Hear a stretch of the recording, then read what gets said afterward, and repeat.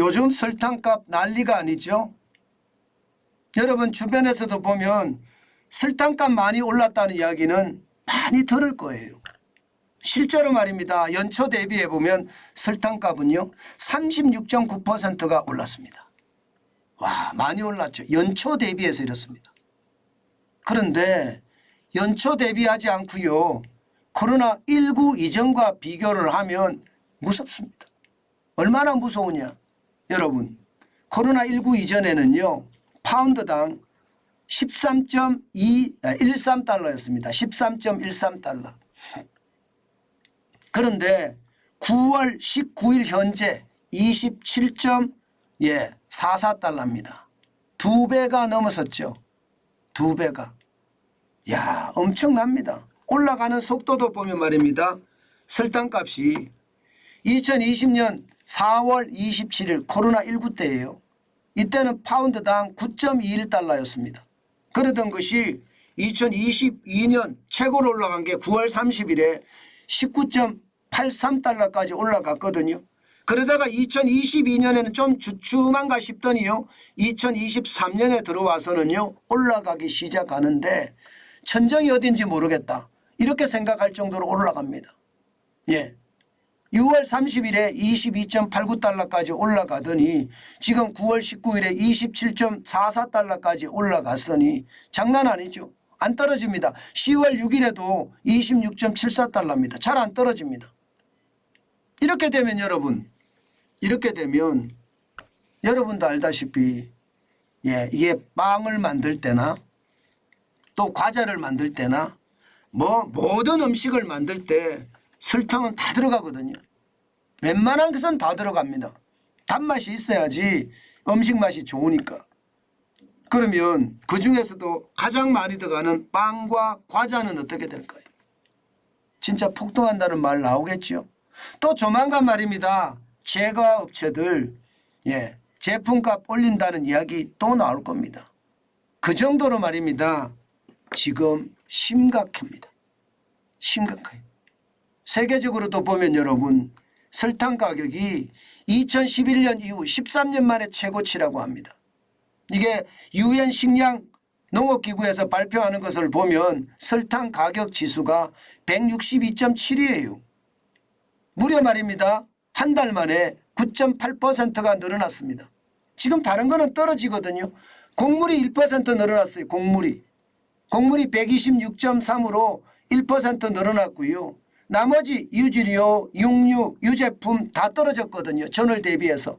전월 대비해 다 떨어졌는데 설탕만 유일하게 올라가고 있습니다. 전월 대비해서 10%가 올라가고 있으니 올라가는 속도가 무시무시하죠. 한 달 만에 10% 올라가니까 무시무시하다고 이야기할 수밖에 없습니다. 그러니 식량 가격보다가 이게 설탕 가격이 진짜 무식하게 올라간다. 그 말이 일반화되고 있습니다. 일반화. 와, 설탕 가격 올라가는 게 이 정도일 줄이야. 진짜 생각지도 못했다.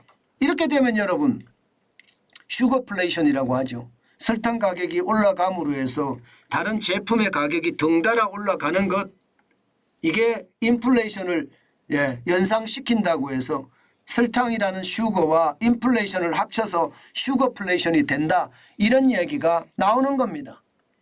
그 정도로 말입니다. 설탕 가격은 장난 아니에요. 게다가 말입니다. 게다가 세계 식량 가격 지수도 예상보다가 안 떨어져요. 예상보다가.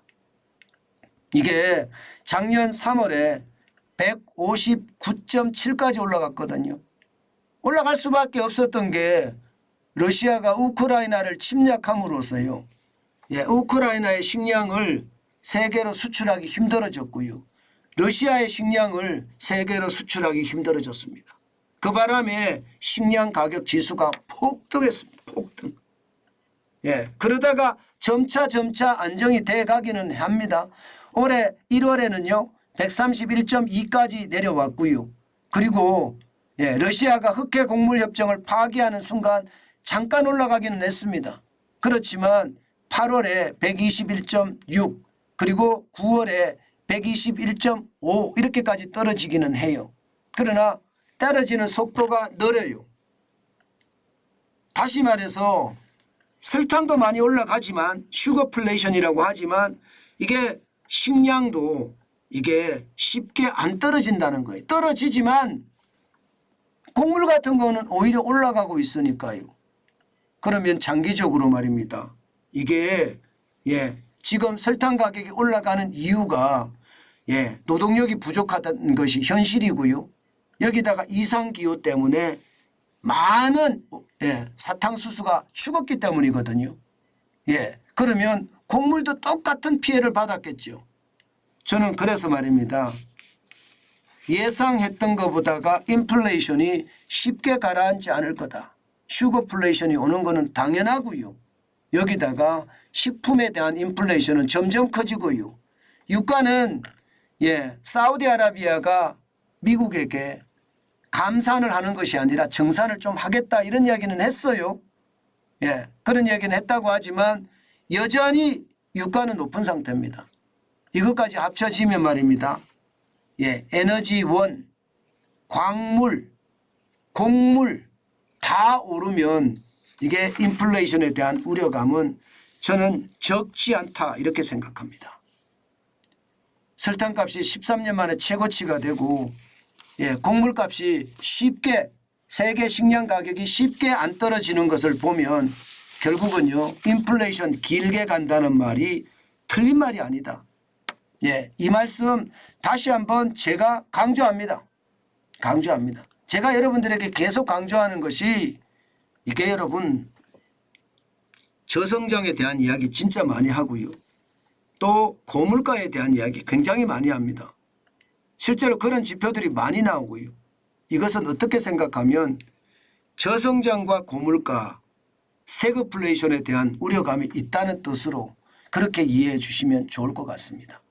그만큼 경제가 바쁘다, 상황이 어렵다 이런 얘기입니다. 저는 상황에 따라서 진짜 나빠질 거라고 생각하는데 더 나빠질 수 있는 상황도 될 수 있겠다 하는 생각도 해봅니다.